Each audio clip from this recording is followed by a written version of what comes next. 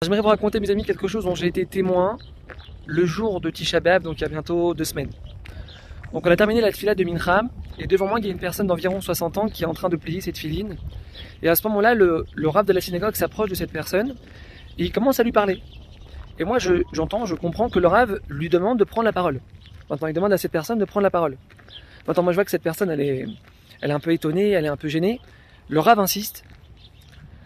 Finalement cette personne monte sur la bima, et elle raconte son histoire. On est juste avant Arvit, donc à la sortie du jeûne. Elle raconte qu'un matin, cette personne elle se sent mal. Le lendemain, elle se sent mal. Bref, au bout de quelques jours, elle part voir le médecin. Il commence à faire quelques examens et là, le médecin, il voit quelque chose qui tourne pas rond, quelque chose qui n'est pas normal. Il envoie cette personne à l'hôpital pour faire des examens un peu plus poussés. Je vous passe les détails. Au bout de quelques jours, on annonce à cette personne, Dieu nous en préserve, une tumeur au cerveau. Donc évidemment, à ce moment-là, il est complètement effondré, il ne sait pas comment il va annoncer ça à sa famille. Et là, il a un flash. Il sort de l'hôpital, il a un flash. Il se rappelle de la halakha qu'il a entendue de son rav 2 jours avant au cours de Torah, auquel il assiste tous les matins après la prière. Quelle halakha, mes amis? Une halakha dans le Shulchan Aruch qui dit que quand on récite Mizmor Letoda le matin dans la prière, il faut le réciter en chantant. C'est le seul passage de toute la prière, nous dit le Shulchan Aruch, qu'on a l'obligation de réciter en chantant.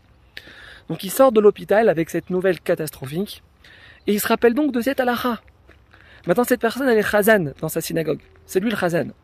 Et donc il raconte qu'à ce moment-là, à cet instant noir de sa vie, il raconte qu'il lève les yeux au ciel, et qu'il dit Hachem, je sais pas pourquoi tu m'envoies une épreuve pareille, je sais pas pourquoi tu me fais ça Hachem, mais je sais que quoi qu'il arrive, tout est pour mon bien.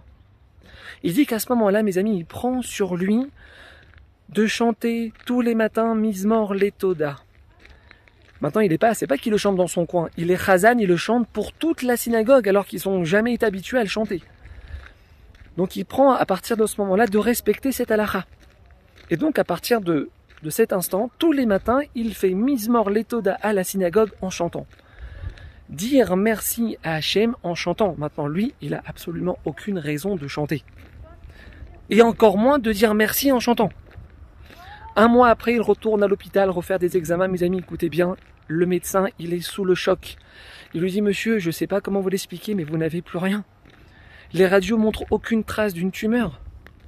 Je vous passe les détails où cette personne nous raconte les médecins ont refait plusieurs fois les radios pour être sûrs.